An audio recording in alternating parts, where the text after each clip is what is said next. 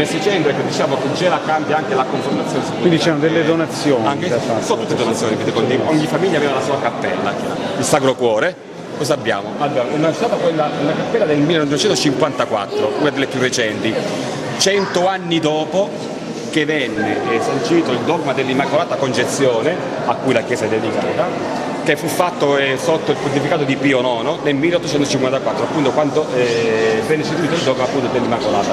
E la comunità francescana, l'ordine francescano è molto legata chiaramente al culto appunto dell'Immacolata.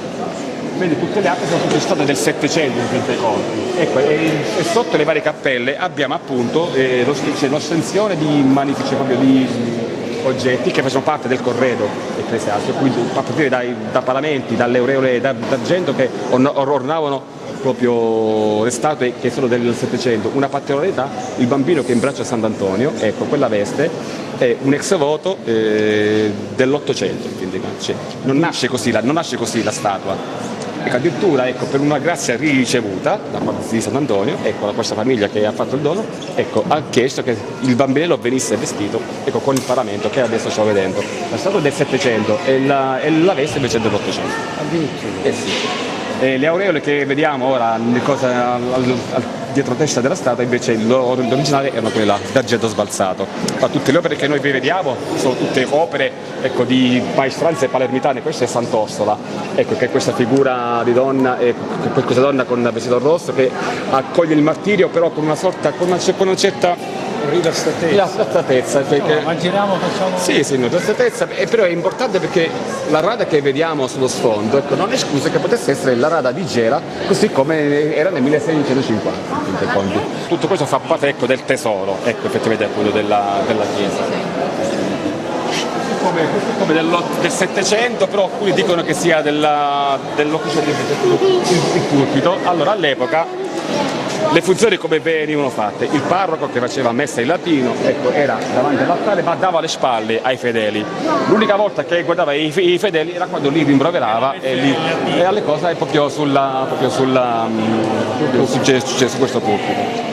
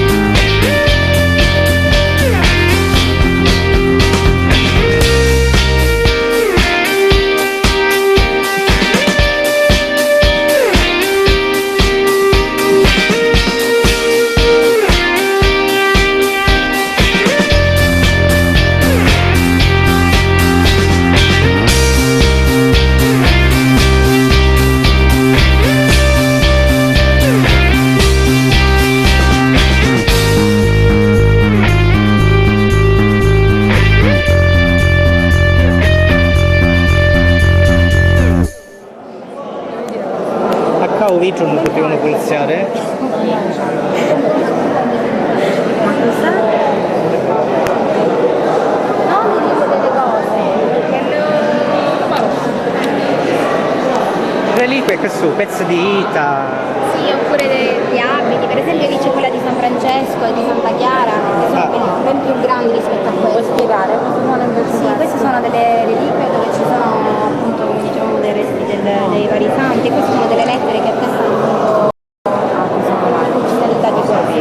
Infatti lì c'è quella di Santa Colomba e di San Pellegrino, Pellegrino e di Santa Colomba, e poi questa di San Francesco, quella destra, sì, e lì c'è appunto la reliquia. Aspetta, basta leggere. Qual è questa? Sì, se non sbaglio, no, se non sbaglio è questa. Santa Chiara. Allora, le reliquie sono San Francesco e Santa Chiara, Santa Colomba e San Pellegrino, queste quattro. Un epistolario tra la comunità ecclesiastica locale con la Santa Sede per quanto riguarda, ecco, lo scambio, la richiesta di reliquie. Non sapete neanche. È pieno poliziario. San Pellegrino, questo è San Pellegrino. Ah, ma che ci servite lì? Ma non sai che è questa cosa?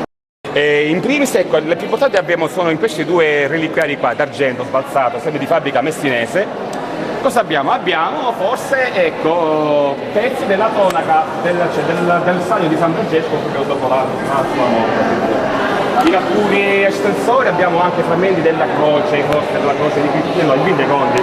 Ogni chiesa, in questo caso San Francesco, ecco, sarebbe bello che appunto avessero, ecco, una sorta di reliquia, ecco, del santo, quindi immaginiamoci sono tutte le chiese di San Francesco al mondo, dovessero avere questa cosa, allora il suo saio non esisterebbe più nella salvezza, perché però chi va ad Assisi, a Santa Chiara, c'è il saio di San Francesco originario, con i capelli di Santa Chiara, con la forbice che tagliò i capelli di Santa Chiara, così anche il saluto della Santa Croce, che è quella vera, chi lo sa, la leggenda vuole che Santa Elena, la madre di Costantino, fece degli scavi e trovò la croce, quindi la vera croce. Però il saio per bordo, e quindi conti quello che conta è la fede. Nel 600 qui a Gela fu devastante per molte famiglie che abitavano qui già dal 200. Famiglie con i cognomi Gruccioli, Gregni e Comugnos non abitavano, dopo la crisi del 600 dovettero abbandonare perché caddero in rovina e andarono nel napoletano, e vennero altre famiglie i cui cognomi Labiso, Rosso, ancora adesso in alcuni adesso ci sono. Ecco, tutte queste che noi vediamo sono degli ex voto e videocode delle grandi famiglie dell'epoca, anche perché ognuno aveva la sua cappella laterale. Abbiamo anche delle sorte di deposizioni in marmo, ecco, delle grandi famiglie, ecco, che facevano ovviamente le loro offerte. Abbiamo stato sempre del 700, ecco, in legno dorato, abbiamo questo bellissimo, ecco, pulpito dove prima il parroco la predica la faceva qui. Sembrerebbe del 700 ma invece dell'800, con questo bell'arazzo in filo damascato, insomma. Chi ha già visto esca La e per chiesa favore nel 600, in silenzio, fate parlare le guide. anche l'epoca del barocco, in fin dei conti. Ecco, sulla scia di quello che avviene a Roma con il Bernini, con i Borromini. Qui dentro abbiamo dei tesori molto belli, ecco, dei gioielli, tutti ex voto, fatto dai fedeli alla comunità. L'altare è un altare con marmi pregiatissimi, sempre rivestiti in oro zecchino e rivestiti dall'albastro bianco e cartino, uno delle pietre più preziose del Settecento, compreso il Signore. Questo è del 600, è una zanna di elefante in avorio, ammirate la bellezza, è straordinario. È il pezzo più importante della chiesa, che è questo stensore in argento e oro con i motivi del pie pellicano che si squarcia le vesti per dare da mangiare ai figli, e quindi per eccellenza il miracolo eucaristico, le tavole della legge e le tre virtù teologali, e più tutto il ricamo dell'uva e degli angeli che fanno riferimento all'Eucaristia. Anticamente questo veniva utilizzato per consegnare la pace al podestà, ai frati, non c'era lo scambio della pace. Il sacerdote che celebrava si portava ad esempio all'assessore e invitava la pace con il marzo. No, è preciso. Questa praticamente è una chiesa che prima era un rottame, no? Poi prima di fare un parcheggio hanno grattato il muro così casualmente e hanno trovato non lo so che cosa, qualcosa in oro, e da allora si è trovato poi tutto il resto che era nascosto Perché? Perché le chiese molto spesso venivano utilizzate come lazzaretti durante le epidemie e quindi per evitare che ci fosse un contagio dell'epidemia dipingevano con latte di calce tutto quello che c'era nella chiesa. Ah, non per non farlo rubare eventualmente? No, assolutamente. Ah. Ovviamente se ne perde la memoria, poi si fa un restauro come è accaduto per la chiesa e cominciano a comparire questi... L'hanno riscoperto. Sì, questi altari che erano proprio coperti da foglie di oro zecchino. Questa maniera è importantissima, uno dei pezzi più belli perché è di scuola gagignana, di marmo. Allora, un'acqua sandiera di scuola gagignana, del Gagino, quindi cinquecentesco. È un reperto importantissimo. E ovviamente perché San Francesco in quanto c'è lo stemma dei francescani. Se mi dice un è... La scritta dovrebbe essere... sì, va bene, lasciate chiaro, perfetto. Ci siamo? Sì. E questa cosa rappresenta questa scritta? È scritta in latino, però è difficile interpretazione. Va bene. Nella chiesa di Sant'Agostino c'è un'acqua sandiera in marmo, sempre di scuola gagignana, del 1541.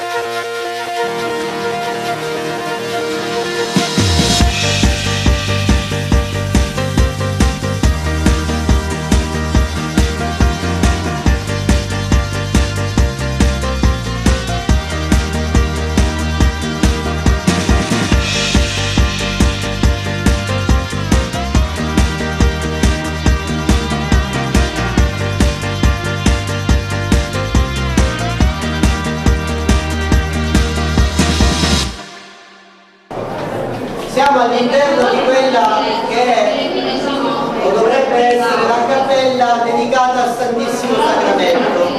In realtà sotto i vostri piedi, sotto questo pavimento, esiste l'antico tempio dedicato alla dea Era, quindi un tempio greco del IV secolo, proprio perché questa chiesa si fonda su templi greci del IV secolo. Sotto questo pavimento esiste un camminamento, una strada che porta verso i saloni, verso la canonica della parrocchia, ex oratorio del 1400, per portarsi attraverso la classica strada di cui vi parlavo verso i templi, quindi verso l'Acropoli. Questa è una delle zone più antiche della città e si pensa che scavando sotto la chiesa, sotto il comune, si trova l'antico erario greco, è qualcosa di straordinario. Comunque, siamo all'interno di questa stanza dove abbiamo esposto quelli che sono i tesori dell'Immacolata.